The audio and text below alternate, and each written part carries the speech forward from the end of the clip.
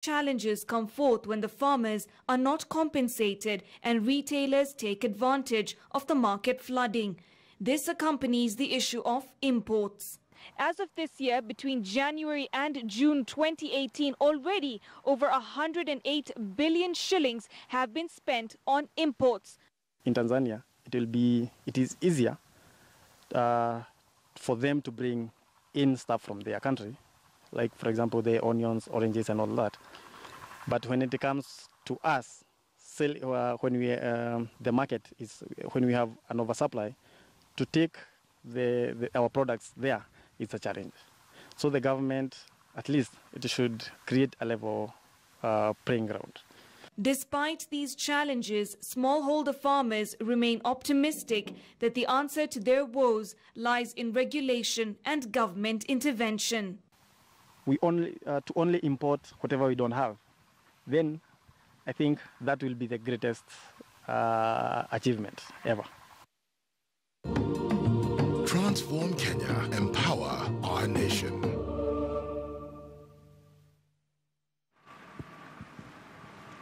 All right, now joining us in studio as we move on from the Transform Kenya initiative that we've been talking about till now. Let's move on now. Ms. Laura Chite, CEO of CIO East Africa, is joining us in studio. Good afternoon, Laura. Welcome. Good afternoon, Malika. All right, so I know that the CIO has the CIO 100 Awards, the 10th anniversary is happening, but let's get to the beginning. What exactly is CIO East Africa? What's the aim, and of course, of the awards that you have as well, the CIO 100?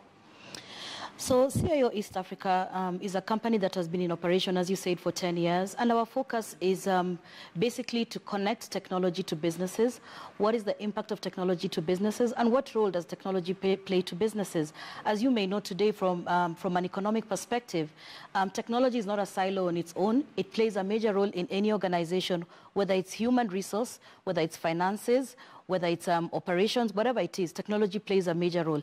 And more so, importantly, is the role that technology plays when it comes to customer relationship management. So our organization, what we do is we connect companies that have specific solutions that are required in the business world and bring those companies to the businesses so that their problems are met or they're able to address their business needs and increase their profitability and productivity. So you're using technology to bridge the gap that may be present there in the businesses to begin with? Yes. Okay, now let's talk about the upcoming CIO 100 Awards. You know, what's the idea behind this? Okay, so where we are today from a global perspective, and I'm very happy that Africa is also there, and more so Kenya, is technology is being recognized more and more in the boardrooms. But my biggest thing with anybody who's involved from a technology perspective or anybody who's at tech, they never tell their stories. And they're doing amazing impacting things in their organizations. So the idea behind CIO 100 is to recognize those companies that have embraced technology to improve their business profits, to improve their operations, to improve their customer relationship, and to also make them stand out in a special way. And these companies need to be recognized because the people behind the scenes are the ones that make things happen. But on the other hand, we never know who they are because technology people are seen as the people in the back end. So our role as CIO East Africa and have this, the reason why we have the CIO 100 Awards is so that we can pull those people from behind the scenes or behind those cables, whatever it is they're doing, and show them to the world and make everybody know these are the great guys who are making businesses improve and work better. It's very true. I think the technical side of things is always foreshadowed by what we see in the front, the glossy end product. Even with us, you have our editors who work so hard and so many technicalities that go into things. So it's a really, I think, great initiative to bring them forward. And of course, you have a lot of companies competing for this coveted 2018 CIO 100 Awards. And I believe you had over 500 East African companies. Yes, over 500 East African companies have submitted for the awards. Remember, the awards have been running for a couple of years now. So slowly we've been gaining momentum and getting more and more popular. The interest has grown across East Africa. Initially, it used to be very Kenya-focused. But as it has become more popular, we're getting more and more submissions across the region.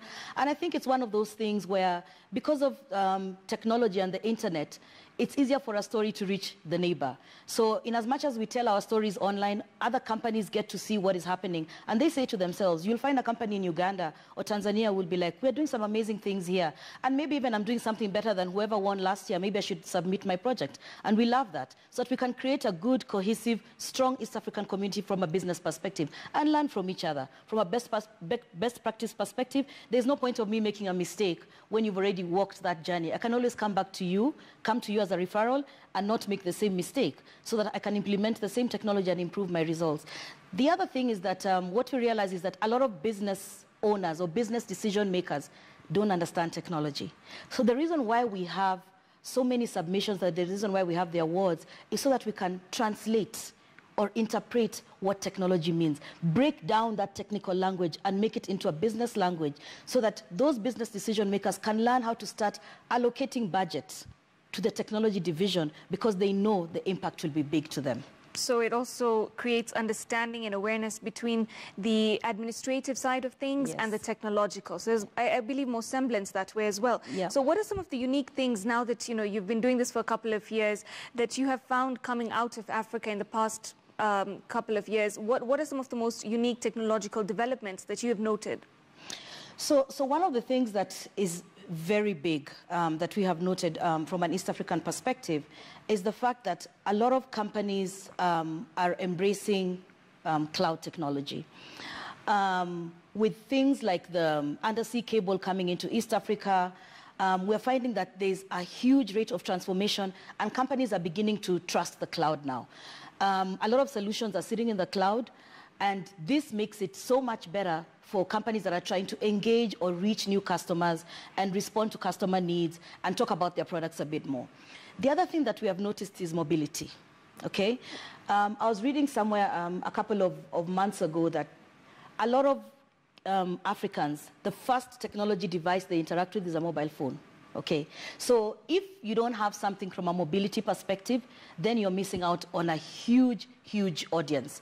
So we find a lot of companies are building mobile apps. And of late, you've seen so many of them are being launched. You find Barclays has launched Timiza, Housing Finance has launched HFWiz. Yes. You know, there are all sorts of apps that are being launched day and night. And this is because mobility is the new way to do things. The other thing that is very interesting, and especially from a Kenyan perspective, is the startups. Okay? There's a lot of solutions